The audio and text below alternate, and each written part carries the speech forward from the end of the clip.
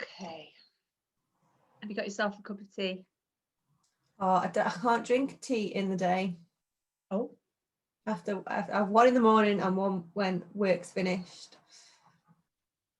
Because it's not allowed.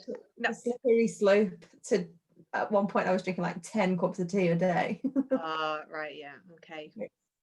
It's juice all the way. Juice all the way. Mine is caffeine. Mine just doesn't have caffeine in, so I do drink a lot, but there's no caffeine in it. Yeah. Okay, we've got 10 people in now. Hi everybody, hope you're well. It's a bit of a wet, rainy afternoon in Salford.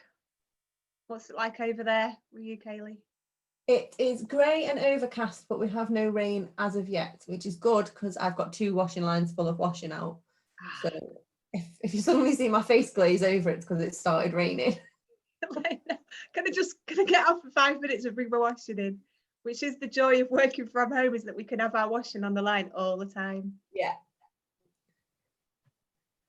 Okay, I think we will make a start. So welcome everyone, hope you're all okay. This is a conversation with Kayleigh Barnett. My name's Emma Smith.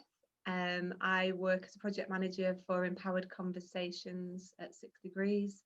Kayleigh, do you want to just introduce where you work? Yeah, so I'm Kayleigh Barnett. I work for AQUA, the Advancing Quality Alliance, and I work in the safety and mortality team there, which is where my kind of passion for conversations about death and dying and talking about these kind of things has come from. Brilliant, thank you. And this is a really, anyone who was watching last week, we had Barbara Lewis on, who had cared for a mum right up until her mum died at home with her and a sister there. So it's a really sort of nice sort of follow on from that conversation. So I'll just tell you briefly about a conversation with, I'm sure you've probably heard this lots and lots of times. The conversation with came out of the fact that we were going to have a conference in March. It got postponed because of COVID, and we were like, what can we do about it? Okay, let's go online. So we looked to do some online seminars, which became a conversation with, and I don't even know how many we've done now, maybe 14 or 15. It's just been quite a lot of seminars, which has been brilliant. And we've had researchers, practitioners, and people with lived experience sharing on these, which has been fantastic. A little bit about Empowered Conversations. We deliver communication courses for family carers and also professionals across Greater Manchester. And those courses give people a chance to sort of pause and reflect and think about communications and connections, and different ways that they can connect with their loved one, maybe living with dementia. We also have Empowered Carers, which is a one-to-one coaching support. I'm just conscious that Kayleigh's just frozen. I hope she's coming back in 1 second. So one-to-one coaching for carers in Salford, and since COVID we have been delivering lots of online stuff. So we've had farms, we've had the wonderful Come and Sing, which has happened, I don't even know how many weeks, Margaret, but you've literally delivered that since April, every Friday. I don't think you've had a holiday yet, so you and Barbara have just been on it with that session. Hopefully Kayleigh's coming back in now, and if not, we lost you, but you're back. Yes, I'm back. I'm having a few internet issues today, so I've got my Wi-Fi hotspot turned on as well, just in case it goes off again. Okay. So hope, fingers crossed, we shall be okay. That made me say, what's a hotspot? Not a good spot. So I've just, you might have missed me just blabbing on, but I've finished my blabbing on now, so I am ready to pass over to you, Kayleigh, and hoping that your hotspot is a good spot today and it keeps us connected for this seminar. Brill, thank you. So what I wanted to talk a little bit about and invite some kind of conversation around is how we might look at improving conversations about death and dying so that we can get better end of life care, and whether the COVID pandemic has given us a perfect opportunity to really start to do that. And I'll touch on that a little bit in a minute, but I wanted to just first of all talk about how we've got to the place where we're not so comfortable talking about death and dying. So if we go back even to when my grandparents were growing up, when somebody in the family or the community died, everybody kind of rallied around. We didn't have people dying in hospitals, because hospitals didn't exist in the way that they do now, and we didn't have the NHS back then. And when somebody passed away, we would rally around as a community, and we would wash the body, we would dress the body and prepare it for burial. And death was very much an accepted part of life. And indeed, you know, death is the one thing that brings us all together. The only thing that we're all guaranteed is that at some point we will die, whether that be after many, many years of happy life and good health, or whether it be suddenly in an accident, or after a long illness. We will all eventually die. And death used to be very much just a part of life, and something that we were more comfortable talking about. And with the advent of the NHS and our excellent kind of healthcare system and social care system, what's happened is that over time, death has become much more medicalised. To a certain extent, people don't want to talk about it, because we feel like if we talk about it, we might invite it into our lives. And I'm not sure if you will have seen the quote that was shared as part of the advertising for the seminar, from a lady called Lucy Alexandria, who talks about the fact that it's like pregnancy. Talking about it doesn't make it happen.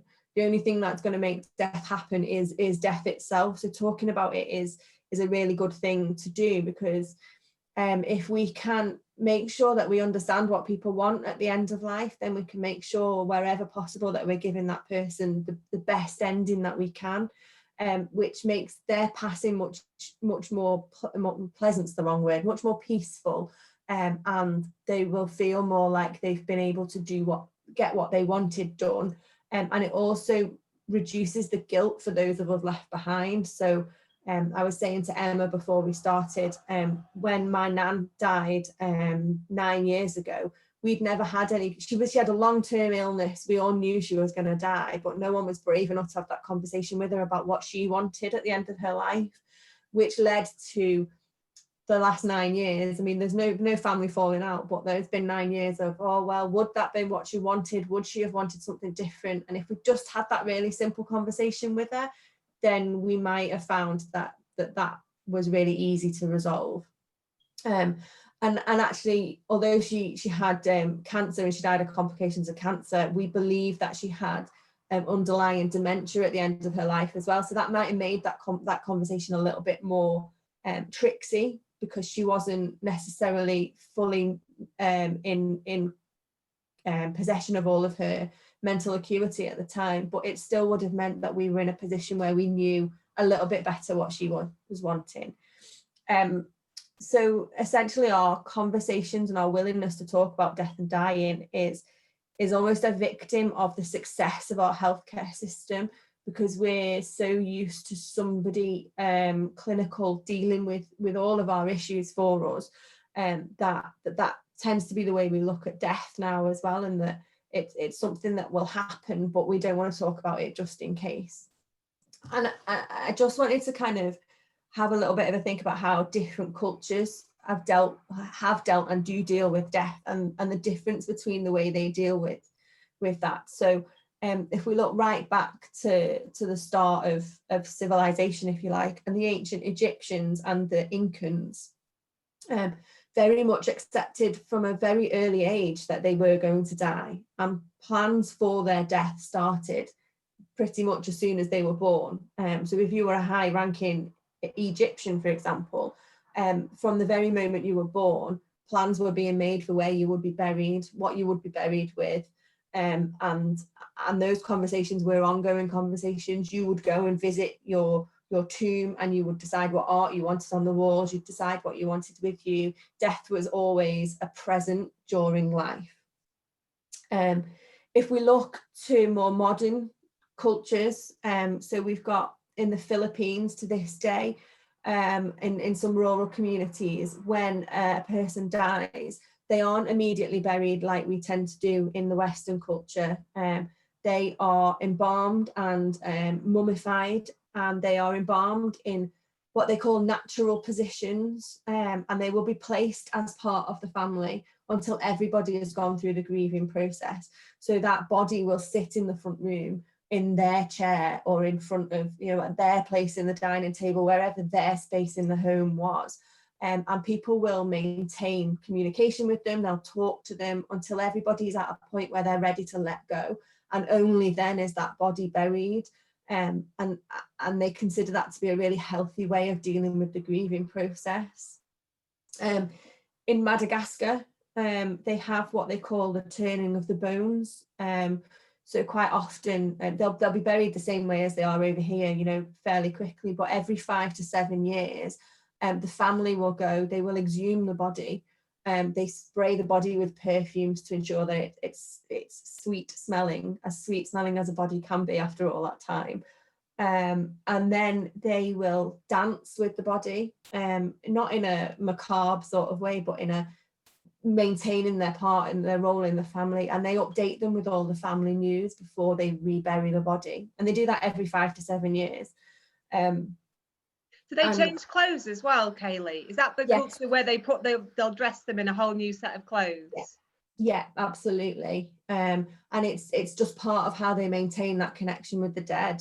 And in Mexico as well, you only have to look at the Day of the Dead celebrations in Mexico to see how much more entwined life and death is in those cultures, and there's not the, there you go, there's the eyes glazing over, it's just started pouring down out of my window. There's not that disconnect in the same way there is in our society and our cultures, and I guess that for me opens up a really interesting conversation around, if other cultures deal with death in this much more enmeshed way, how could we move towards trying to improve those conversations using that knowledge that actually just by talking about it doesn't make it happen, but it can reduce the stress at the end of life for people. I just wondered what people's thoughts around that might be, I guess.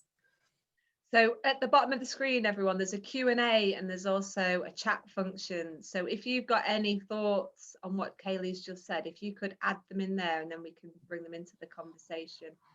Barbara, who was on last week, Kayleigh, when her mum died at home, her and her sister cleaned her mum, dressed her mum. So they very much sort of took on that role that they wanted. You know, they wanted to clean mum, to wash her down, make sure that she had her best clothes on, which was really, really interesting, because it is, you know, like you say, that because of the NHS, it has become very clinical, and it is like somebody else will do that for you, which is fine for people, but you do miss a lot, don't you? You just miss those opportunities to have that connection. And you know, when I went to India for a couple of years, and when somebody died there, it was very much community support. You know, all the women would come into this village, and they would wail, with the woman who was grieving, and then the men would look after the body. You know, they would dress the body, they would take it off, they take it to a funeral pyre, and it was just eye-opening for me, having, you know, come from a society where the NHS sort of, it's all clinical, the funeral director, the NHS, they'll all deal with that, but to experience that, it was amazing. It was just so enriching for me to see, you know, how their grieving process was so different to what we do over here. And I find that wailing thing that a lot of cultures do, I find that really, really interesting, whether it be a cultural or a religious thing, because it's a way of expressing that we're, as a community, sad to have lost someone from our community, whereas in our society it often feels like we try and hide the fact that we're grieving for someone, or we don't know how to say to people, you know, I'm really sorry for your loss. There's nothing more difficult, I don't think, than finding out that someone you know has lost someone, and you think, how do I talk to them about that? When actually often all they want is to hear you say, I'm sorry for your loss, is there anything I can do to help? But for some reason in our society, that's become really, really hard to do. Whereas in those other cultures where wailing is part of it, or the chanting, or whatever that outlet might be, it's a way of the whole community coming together and saying, we understand your pain, we feel that with you to a greater or lesser degree, and we'd like to help you through it in our way. And I think we're almost missing that a little bit in our society often. And do you think everyone's being really quiet? So I'm going to ask a question. So do you think, like, was it just the NHS, or is there sort of a cultural thing that was before the NHS, that sort of stiff upper lip? We're not going to show our emotions in public. We're not going to shed a tear. We're just going to sort of hold it all in. Was that all? Is that been around for much longer than the NHS? Sort of how that clinical approach has changed our relationship with death? Yeah, I think so, to a certain extent. I think we are known for that stiff upper lip, and the way we deal with death and dying in our society is no different to a lot of other Western societies, in that we over clinicalize it. You only have to look at America, for example. It's exactly the same over there, although they're much less stiff upper lip, if you like. But I don't think it helps that we have it. It's like when somebody asks you if you're all right, everybody always just goes, yeah, I'm fine, even if inside you're saying, no, I really want some support, because that's just how our culture is. And oftentimes I think there's a perception as part of the culture that we're in quite a in the UK, certainly we're in quite a competition-based culture in the way we think about things. Sometimes you don't want to let people in because you don't want to show that weakness or that perceived weakness. And I think that often that's the same when we talk, before dying, when we talk about death and dying. So when my mum went in for open heart surgery was when I first started at ACRA, and I first started dealing with mortality stuff. And since my nan died, I've always been really interested in how we make conversations better. But I guess working for ACRA is when I really started to get to explore that a little bit more. And when my mum went into hospital, I said to her, you need to write an advance directive so that if anything goes wrong, Dad isn't in that emotional state where he's having to make a decision when he's in a position where he can't really understand what's being said to him, never mind anything else. And we had a whole couple of weeks of conversation where my mum genuinely thought I was trying to kill her off, that by writing an advance directive she was giving me permission to turn off some machine or something.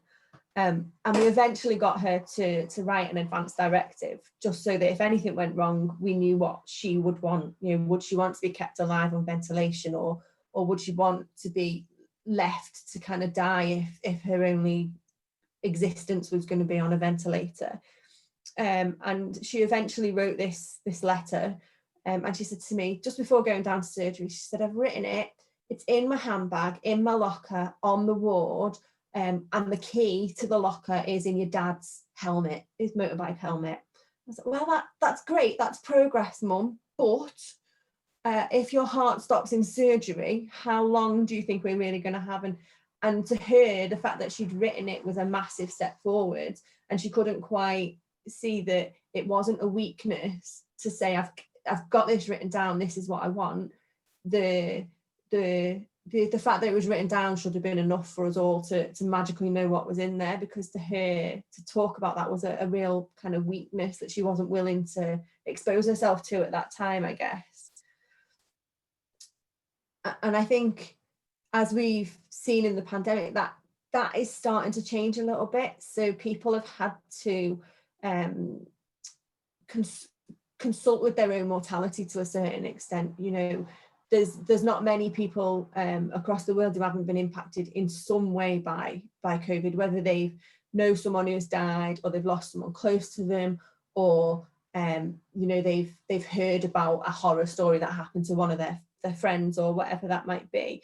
We've all had to have a much kind of more in-depth look about what would my end of life look like to me if I can't see my family, if I'm going to die on a hospital ward in isolation, what do I want to have done beforehand? And I think that it's opened a real opportunity to have different conversations with people, because once you've looked at your own mortality and you've seen it in the mirror, it's a lot more, it brings things into focus a little more.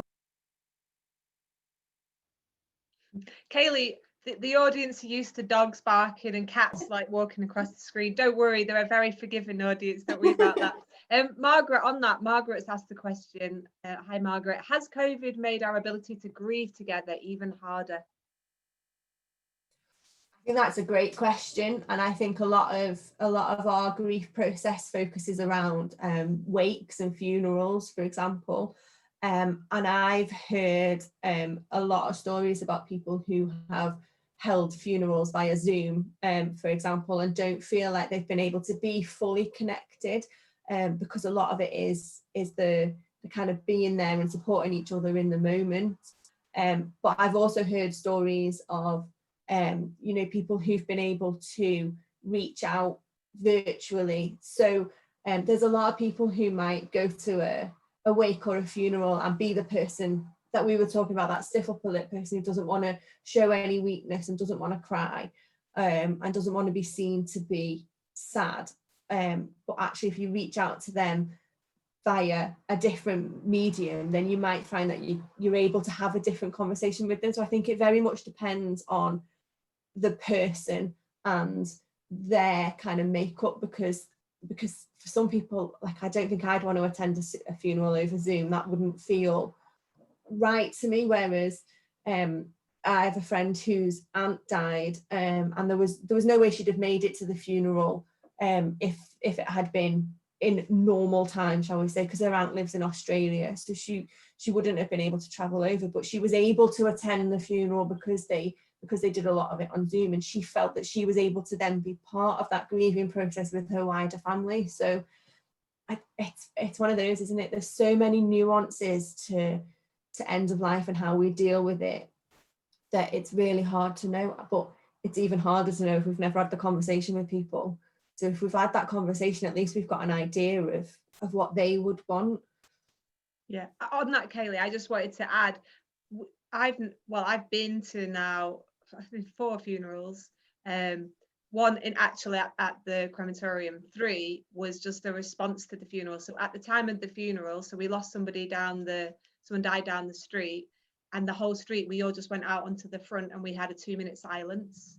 And then I've been to two similar things where the car's gone past, so the whole family have seen us. So we've either been outside a shop for a friend who died, or we've been outside an allotment, and everyone's just been there. And I think that felt like something that maybe would have, like, as time's gone by, that's how people might have responded, because you wouldn't expect that everyone would come to the funeral, but you would expect that people would line the streets, and it's almost been that sort of response. So I don't know if you've experienced that or read about that, but that for me is closer, because we've been doing that as a community, whether that's a community on the allotment, a community from a shop, or a community down our street, that we've gone out and we've been there and we've sort of marked, you know, that time for people. Yeah, and I think there was a really interesting drive at the start of the pandemic when obviously nobody was allowed to attend funerals and so on, and there was a real interesting drive for, I don't know whether people remember, but I remember even when I was a kid, if you went past a hearse,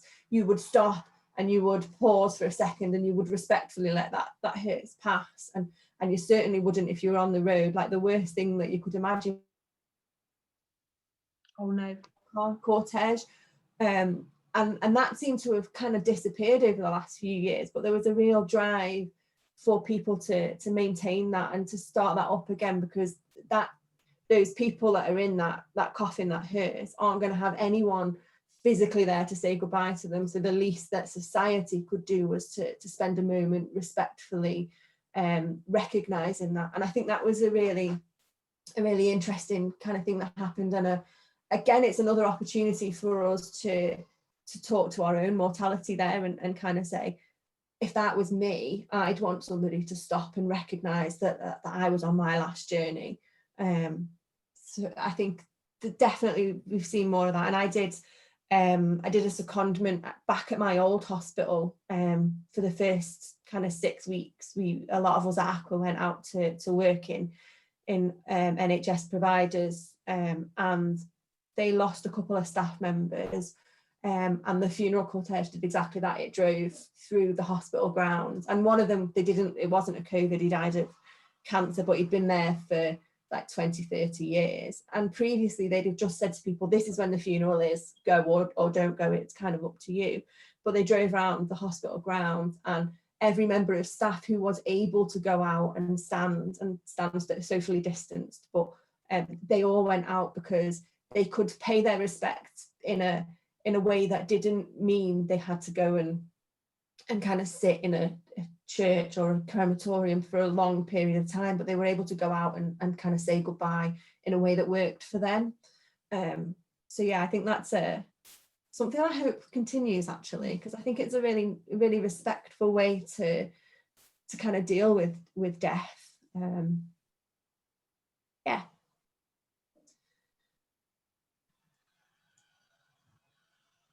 Thank you for that question, Margaret. It led to quite a long discussion.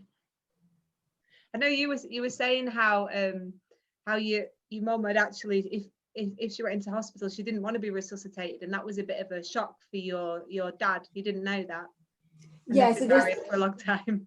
Yeah, this was my mother-in-law, actually.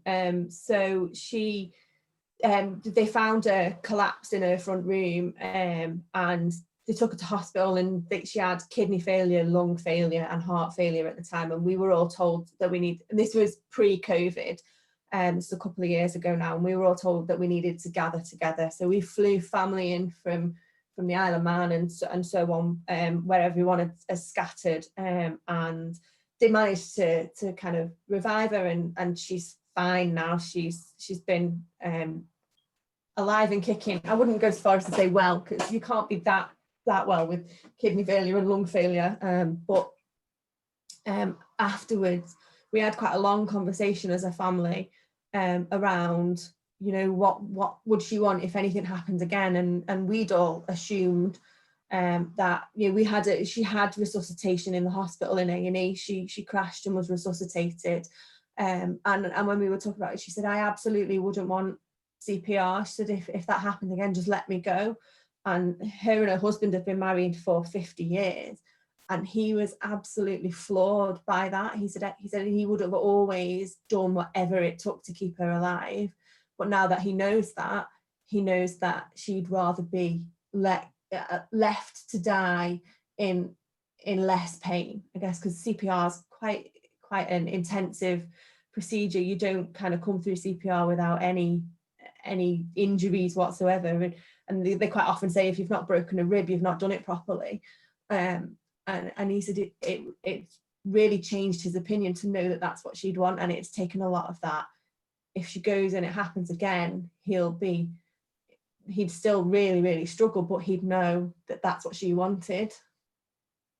So yeah, it is those conversations, and sometimes they can be something that we plan, and there's all sorts of different setups now to help us have these conversations. So I'm not just one lone weirdo who wants to have conversations about death and dying. There's all sorts of organisations to help improve those conversations. So it can be something that we plan, or it can be a conversation that we have because of an illness that happens, or an accident that happens, that makes us all kind of think about it a little bit more. To a certain extent, it doesn't matter. What matters is that we have the conversations and that we're comfortable enough to do that. So myself and my husband, with my job, it's quite natural that I'm quite comfortable talking about death and dying, and my husband's got a number of long-term conditions that mean he probably won't see 65, 70, and we're quite comfortable having those conversations. But I was saying to you at the start, wasn't I, Emma, we did stop getting invited around to people's houses for dinner because other people weren't comfortable with how comfortable we were talking about it. So we both know that when we die, neither of us wants a funeral. We both want our bodies to be left to medical science. We've already got that registered because we know that that's absolutely what we want to do. But those conversations mean that I know that not many people would say, oh, I'm going to leave my husband to medical science, but I know that that's what he wants because we've had those conversations. I am looking forward to, I'd like to be a fly on the wall the day they cut him open in the research lab and realise that there's about 15 organs missing, when they think they've got a dodgy operation game. But yeah, those conversations are important. Margaret's asked, so on that, do you have some favourite ways of starting a conversation about death or dying? Obviously, those favourite ways are why you're not invited out for dinner with people anymore. Yeah, so there's a couple of really good conversation starters. So I'd recommend having a look at, there's a website called Death Over Dinner, and they will send out, it's an American website, but they do have UK based offices, but they have like a downloadable pack so that you can, there's a few videos you can send out to people before you have your dinner party. And then there's some kind of conversation cards to get things started. And one of the things they talk about is, you know, most of us know what song we would like playing for our first dance at our wedding, or what song we would like playing when we walk down the aisle, or we've all got a song that touches us in some way inside. So I can't listen, for example, to Kelly Clarkson's song. There's one Kelly Clarkson song, I can't listen to it without crying. It just gets me every time. How many people have realistically thought about, if I had a choice, what would be the last thing I wanted to hear before I died?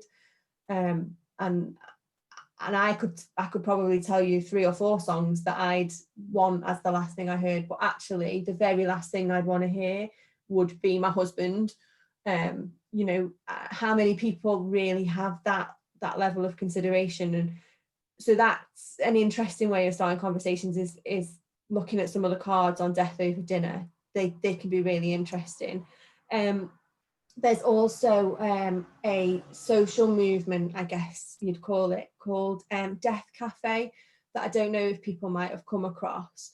And these are little kind of pop-ups all over the country, and they're a place, they've gone virtual now for obvious reasons, but normally what they do is they take over a cafe for a couple of hours, and there's a place for people who are grieving, people who have been given a terminal diagnosis, people who might be approaching the end of life through old age or whatever that might be, or people who are just interested in having conversations and starting to think more deeply about their kind of wants to go and talk to each other. So there are trained people there, there's trained kind of clinical professionals, but actually what it is, it's almost like just a conversation cafe. So you would go and sit next to someone and just start talking, and it's just a really safe space to start building the confidence to have those conversations. And as I say, they have gone online, so there's loads that you can access online. And those are a really good way of starting to build up confidence, because it's much easier to start conversations in a room where you know everybody's on the same kind of wavelength as you. It's much more difficult to have those conversations with somebody you love, somebody you care about, or somebody who might not be in a position where they want to talk about end of life, because it is a scary thing to think about. So building our confidence in safe environments can be a helpful way to get going as well. I'm smiling because Kayleigh, it's got darker here, so I've turned into a bit of a ghost, which I thought was quite funny on an end of life. So now, sorry everyone. Hopefully the sun will come back out and I won't look quite so ghostly. What do you think people are afraid of about talking about death?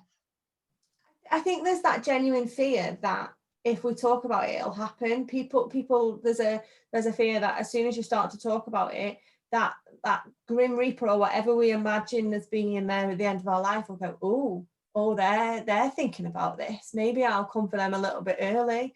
And I think people are afraid as well of finding out that what your loved one wants might not be what you would want for them. And sometimes I think this is one of the thorniest things to unpick, because if my mum said to me she wanted a Cinderella carriage with 15 horses drawing it through the streets and a bagpipe band playing, I don't know, whatever it might be, that's not something that I would have ever considered doing for her. So that would then make me quite uncomfortable in, oh my gosh, I really don't know you very well. I don't, what I was going to do would have been totally the wrong thing. So I think there's that fear of finding out something that you don't necessarily want to know about people.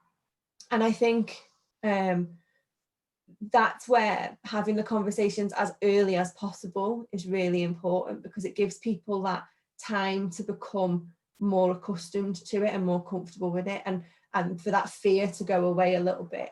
And I quite often talk about, we have birth plans, we all have life plans, 5 to 10 year plans, but none of us really give any consideration to what would our end of life plan look like.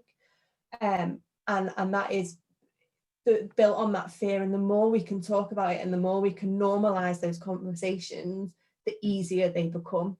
And I've recently not recently, but I've become quite passionate about the conversations that we need to be having are with our children, so that our children are comfortable talking about it, and it just becomes part of conversations. So I will talk to my nephews and nieces about it, not about mum's going to die one day, what do you want to do, but around, the conversation about everyone has a terminal diagnosis, life has a terminal diagnosis, and I'll always use, if a pet dies or a character dies on a TV show that they enjoy or a game. And I think it's even more important to have the conversations with kids because they all play these games where you get multiple lives. So as soon as you die, you regenerate and you can start all over again. And that almost instills a sense of indestructibility in them, and they think that death is never going to happen for them. And I think it's important to kind of have those conversations as early as possible. And just looking, so Carolyn's put on there about her dad being admitted to a nursing home and the GP asking if they would agree to a DNR on the file. And I think in one way it's really good that the GP has asked whether they'd be happy to have that, because I have heard instances of DNRs just being put on patients' files without them having any knowledge. But my question back to the GP would be, and I don't know, there may be a capacity issue, but my question back to the GP is, why would you not be discussing that with the dad? Even at 88, he's still going to have an opinion on what he wants. And I think it's really important that we involve everybody in those conversations, even if capacity might be reduced. So even if he's got dementia, on a good day or a lucid day, he might still have an opinion about what he wants. And should still, wherever possible, be involved in the conversation, even if that's not physically involved and he's expressing his opinions. There should be a conversation with you guys about what do you think he would have wanted, and how do you think he would have responded to that.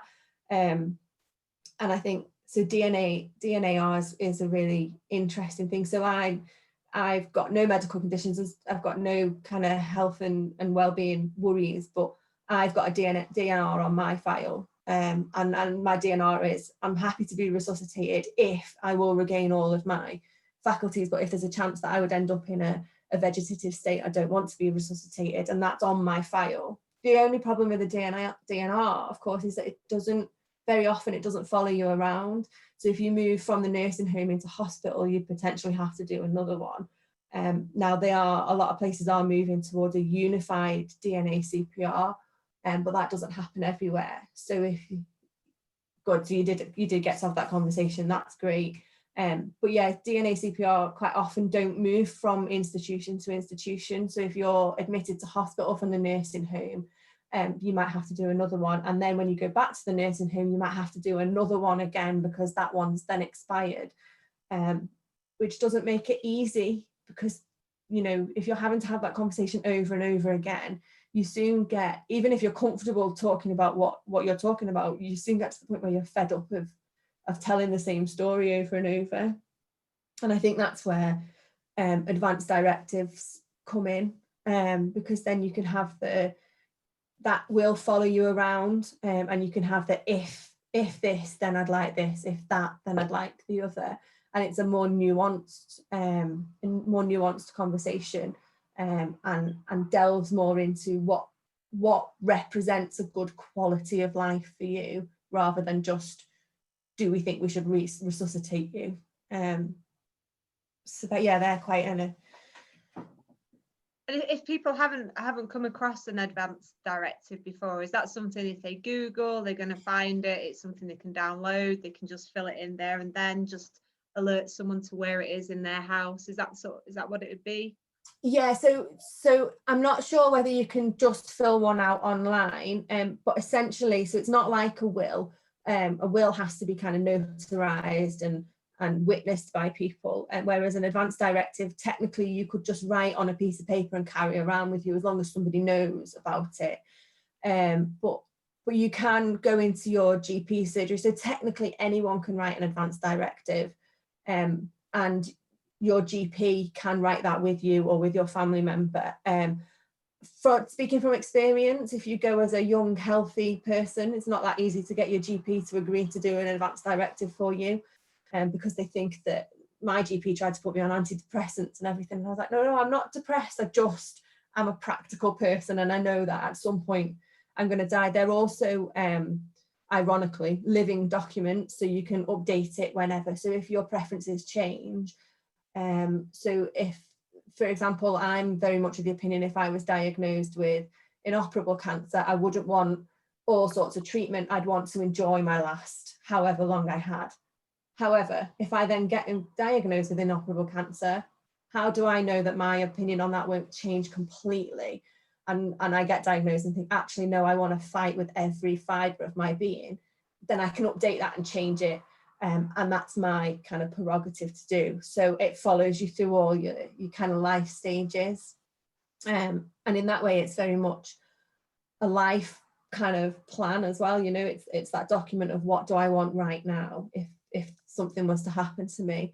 But I'd recommend speaking with a GP, and if you've already got wills and stuff in place, I'd recommend just having a chat with whoever wrote up your will, just to make sure that you're not contradicting anything that you've already said. But yeah, you can find out loads of information about them online. And since COVID, there is an American group that's been set up, and they've got a lot of UK members, but it is based in America, where it is a place where you can go and write a death plan.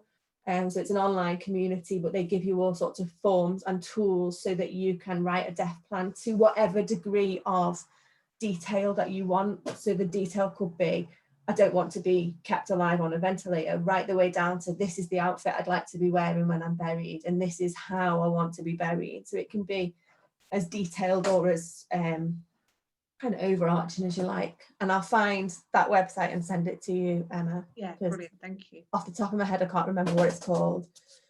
So that's a really good, and they've only been kind of going for about 8-10 weeks, but they've got loads and loads of kind of people who've joined that community. So there's a real conversation going on there as well. I remember seeing a program, I can't remember if it was New Zealand or Australia, where there was a group of people who had they'd made their own coffins, they decorated their own coffins. The coffins were in their house, just like as a coffee table or something. They'd like normalized it to that level that, you know, they were like, that's the coffin, this is what my coffin will look like. And then, you know, and I just thought that was just I don't know if you spotted that. It was a few years ago, and then I think there was a bit of I think more people started to think about that, or maybe we could all make our own coffins and just have them around the house so they're there when needed. Yeah, it certainly starts that conversation. So in Ghanaian culture, your coffin is an extension of your personality. So they don't go in for just kind of plain wooden coffins like we do. If you are a businessman, you might be buried in a replica of a Mercedes-Benz, for example, and their coffins are these really elaborate things that take years and years to create.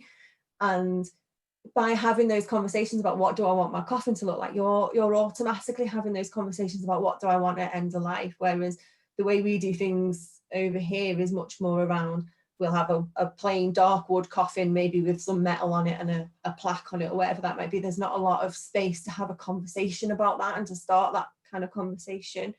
And I think as we start to see more green burial options and environmental burial options, we'll start to see those conversations happen a little bit more early, because I mean, most people wouldn't think about a green burial unless somebody said specifically that's what I'd like. And I'm starting to see, so there's starting to crop up a few options for sky burials, which have to be really, really heavily regulated over here because it's not the way we do things. But in Tibet and places like that, most burials are sky burials, where the body is chopped up and left on a mountain open to the elements, including vultures and so on. So essentially, and their view of it is that you're then being imbibed back into nature, and it's a much more, in their culture, a much more natural thing. And we're starting to see a few options for stuff like that open up over here as well. I'm not sure how I'd feel about a sky burial. When I was younger, I used to say I wanted a Viking burial, but I think I'd be much more open to, if I was going to get buried, much more open to a green burial than any of the others. But as I'm leaving my body to science, it's not something I need to worry about. One of our good friends died, and his one of his ideas was that we would all write on his coffin. So there were felt tips there. We all had to draw a picture on his coffin. So that was the first one I'd ever been to, where we all got to basically graffiti someone's coffin with a Isn't that a lovely idea though? It was amazing. It's like, it brings people, it's like that whole thing when you get a plaster cast and everyone hurries to sign it, isn't it? It's bringing everybody together, and it's like that when somebody leaves an organisation, when someone retires, you don't just write your message, do you? You read what everyone else has written, and it weaves those stories of people's lives together. I think that's a lovely idea to have done that. I bet there were some people who didn't want to sign it, but and there was a bit of pressure actually. I was like, like you're in that state of grief. What am I going to write? What am I going to write? Yeah, that's the kind of thing you maybe need a bit of warning about, so you can think of something, isn't it? But that's a really kind of, it shows that person's thought about what they wanted, and they've been able to have those conversations, and that to me is the most important thing. Is it doesn't matter what it ends up as, what you get, whether what you want is a traditional burial or a Valhalla send off, or you want someone to write on your coffin, or you want to be buried in this particular outfit. If people don't know, then they can't do it, and I think, to me, I always think about, would I want to know that my family felt guilty that they hadn't been able to give me what I wanted at the end of my life, when actually I could remove any risk of that by just saying to them, this is what I want at the end of my life. And that's how if I've got someone who's a little bit nervous about speaking about it, or gets a little bit twitchy about it, I'll kind of say that. I'll say, once you've died, you're gone. You don't have to deal with the grief afterwards, because you're not there anymore. It's your family that need to deal with that, and it's your friends that need to deal with that. And if they can lay you to rest knowing they've done what you wanted, that makes it more peaceful for them as well, and it enables them to grieve the life that they've lost, rather than the decisions that they've made that might not be the right ones. That's where we started our conversation earlier, wasn't it? That mix between guilt and grief. And actually, if you can just grieve knowing that you have followed everything that they wanted, so you don't have any of the guilt, then that's a much easier process than to carry both around. That just feels a lot to carry around. Yeah, definitely. We've got a very quiet audience today, so right, this is your chance to start putting some questions in, or just putting something in the chat. So thanks Carolyn, thanks Margaret for adding in so far. Anybody else, this is your chance. We've got another 10 minutes, so start adding them in. So my friend who wanted us all to graffiti his coffin, he also wanted to be floated down the River Irwell. We didn't quite manage to get that for him, but the graffiti on the coffin, on a cardboard coffin as well. So that was his last wish. So yeah, so get your comments in, people. And I guess that is the flip side, isn't it? So people might ask you for things that you absolutely can't do, but at least by knowing what they wanted, you can then kind of have that conversation around, oh, well, this is what we weren't able to do, but look what we did manage. And there will be some things that you'll never be able to kind of pull off for people. I'm not sure that they've ever let you float his coffin down the River Irwell, but at least you can say you were able to try. We had a lot, but when he was telling us, we had a lot of laughs, just like imagining how we would ever like getting past the weir and how that would happen. Yeah, so it was good. It was fun. As weird as it sounds, like his terminal cancer, it was in a hospice, but we had good fun, like planning those different things and thinking about people's reactions and what they would be like. And that's exactly what the lady who I mentioned at the very start, so she was given a terminal diagnosis when she was 14 and told she wouldn't live past 16. She's now just turned 28, but she said she says the best conversation she's ever had was one where she was told, you're dying, what can we do to make the life that you've got the best it can be? Because it really focused her in on the fact that I don't have the luxury of 60 years to think about this. It's going to happen sooner rather than later. What can I put in place to make sure it's the best it can possibly be? Just respond to that question there about discussions in hospices. I think that wherever possible, we should be enabling conversations wherever they take place. I would advocate having conversations before we get to a situation where people are in a hospice and are potentially at the very end of life. But if that's the first opportunity that we've had to have that conversation, then absolutely that's when we should be having it. And I think the reason those conversations don't happen in those settings is because sometimes people are trying to create a peaceful environment.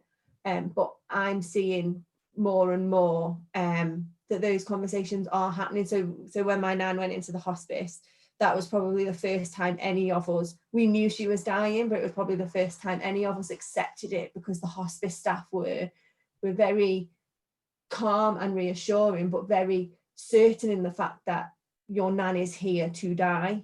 She won't be coming home. And they were very kind of open about that the whole time. So I think hospices, much as it's potentially, so the emotional aspect is much more intense once you're in a hospice, and potentially it's very late on in the day to be having those conversations. But if they're brought up and then left for people to think about and come back to, a couple of hours later, whatever that might be, then that can be a really good opportunity to make sure that we're having that conversation, at least, even if it is later than we potentially want it to be. I am very much an advocate of having these conversations right the way through our lives, though. So not waiting until we're ill to have them, but to be comfortable having them at any point. Gosh, everyone's comments all just came in at once then. They did. Okay, so Carolyn, my cousin is a palliative care nurse in USA and came home to look after her terminally ill dad and had those important conversations. They gave out forget-me-not seeds and yellow balloons as people left the funeral service, and they played Wish Me Luck as You Wave Me Goodbye. Great song. That meant that people left with a smile on their face. And that's what it's about. It's about making that experience of death and dying easier for the people left behind, and the person who is dying. But obviously by the time of the funeral, they've kind of, their experiences necessarily done and dusted. At least one would hope so by the time of the funeral. But it makes that whole experience much more humane, and it makes us much better able to deal with it. And as you say, if you can make people leave a funeral with a smile on their face and a happy memory of that person in their heart, then that can only be a good thing, can't it? And Rachel's just asking about whether there's any evidence that's talking about the topic supports our well-being. There's been research done, and I would love to give you the authors' names, but off the top of my head, they're not kind of there. But there is research that done properly and had in supportive environments, that it almost feels for people like a little bit of a weight off. So, and that's what people report once they've had, even right the way through to hospice, when people are a couple of days away from dying, people will say that they feel like they've had a weight lifted off them. And I know, so one of my friends lost someone, and they had that conversation right at the end in the hospice around what do you want. At the end of the conversation, their answered, I feel like I'm ready to go now.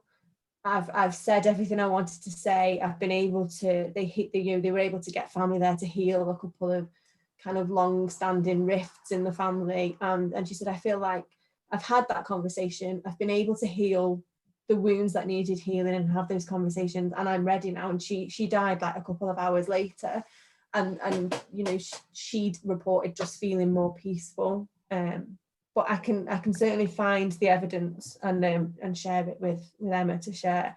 I'll make a note of that now. So it sort of feels like something that we're all going to be doing tonight over our teas. maybe start these conversations. I know I've got it in my head now, you know, we've not had certain conversations between myself and my partner. We've only got as far as what song would we have, that's it. So we've got a lot of planning to be done, Kayleigh. Just to catch up with you two, we've got a lot of planning to be done. Any more comments or questions? We're in our last couple of minutes, so let's have them. Got quite a few carers. Oh, Margaret said, thank you, loads to think about. Thanks, Margaret. Got quite a few carers on. Oh, what's on your bucket list is a good conversation starter. That is a great conversation starter, and we definitely have our individual bucket lists in our house. My only concern about bucket lists is every time I tell my husband something that I'd like to do before I die, he books it. So my bucket list is considerably shorter now, and I am slightly worried that what happens when I get to the end of my bucket list, is he just gonna do me in? So I just keep adding new things to my bucket list every time he chalks something off. But it is a great way to get people to start thinking about the fact that at some point we will get to a point where we're dying, and do we want to regret the things that we've not done? Because at the end of the day, you don't regret the things you have done. And it's an old cliche, but it is the things you haven't done that you regret more. So yeah, I think a bucket list is a great conversation starter. Definitely good. Our friend who had the cardboard coffin, we broke him out of the hospice with permission. Him and a friend who was opposite broke him out because he hadn't been to Chinatown, never had a Chinese meal in Chinatown. So like when he was pretty poorly and probably his appetite wasn't that great, he still wanted to go to Chinatown. So we late stage bucket list, but we managed to tick that one off his bucket list that he did go to Chinatown. It was a typical Salford man, never went into Manchester. And it's funny, the things that when you get to that point that you suddenly realise are important to you. So your bucket list as you are right now might be very different to your bucket list in the last couple of days of your life. But having had that conversation about it right the way through, you can kind of go, oh, I'd like to do this, and it's not going to come as a totally out of the blue thing for people. And there was a lovely example of organisations going out of their way. So it was a good few years ago now, but there was a lady dying at Wigan, Wrightington, Wigan and Lee, and she was a massive horse lover. And her dying wish, and she'd been in hospital for weeks and weeks and weeks, and her dying wish was to be able to say goodbye to her horse. So they went out of their way. The stable brought the horse there, and they got her outside, and they were able to kind of enact that. And it feels like I want to say goodbye to a horse feels like a really small thing to us, but to her that was the thing that was going to give her peace at the end of her life, and they did everything they could to make that happen. And it's that if you know what someone wants, it might be the smallest thing in the world, and you can do it and give that person that last bit of peace before they go, I guess. Thank you. It's always the animal stories. I can talk about people dying, but animal stories always make me cry so bad. Yeah, I think that'd be the one for me. If it's always animals, and the person I can watch any sort of documentary about death and dying, and I can watch that program about Chester Zoo, and I'll be crying about an anteater who's got a tumor or something, and I'm much more comfortable talking about people dying than animals, which is a weird little foible, I think. It is very interesting. That's been brilliant, Kayleigh. Thank you so much. I think a lot of people, like Margaret said, are going to sort of go away, absorb this information, think about how they can start having those conversations. It's been really, really eye-opening. I just say thank you so much for agreeing to come along to this seminar today for us. It's been brilliant. Thanks for inviting me. Rachel said thank you. Our next one, we've not got one next week, but the following week we've got Natalie Wilson, who's coming on from Age UK Sheffield, and she's going to share her experience of running that service through COVID and coming out the other side, sort of, although they've just gone back into tier 3, so not really come out the other side. So she'll be sharing her experience of that and how they've used sort of a combination of virtual and now some very small face-to-face. So as always, thanks everyone for staying on. Thank you, Kayleigh, and take care everyone, and I'll see you soon. Thanks. Thank you. See you later.